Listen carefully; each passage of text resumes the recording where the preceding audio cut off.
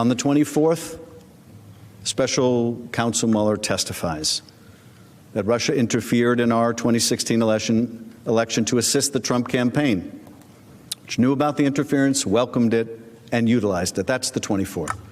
The 25th is the day of the call, when President Trump, believing he'd escaped accountability for Russian meddling in the first election and his welcoming of it, asked the Ukrainian president to help him undermine the special counsel's conclusion and help him smear a political opponent, former Vice President Biden. And then the third day in a row in July, President Trump sought to ensure that Ukraine had received his request and understood it and would take the necessary steps to announce the investigations that he wanted. 3 days in July. In many ways, those 3 days in July tell so much of this story.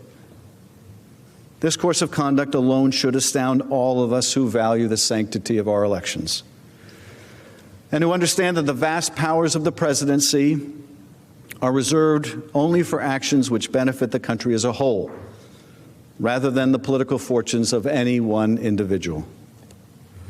President Trump's effort to use an official head of state phone call to solicit the announcement of investigations helpful to his reelection is not only conduct unbecoming a president, but it is conduct of one who believes that the powers of his high office are political tools to be wielded against his opponents, including by asking a foreign government to investigate a United States citizen and for a corrupt purpose.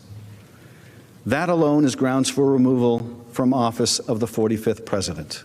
Hey there, I'm Chris Hayes from MSNBC. Thanks for watching MSNBC on YouTube. If you want to keep up to date with the videos we're putting out, you can click subscribe just below me or click over on this list to see lots of other great videos.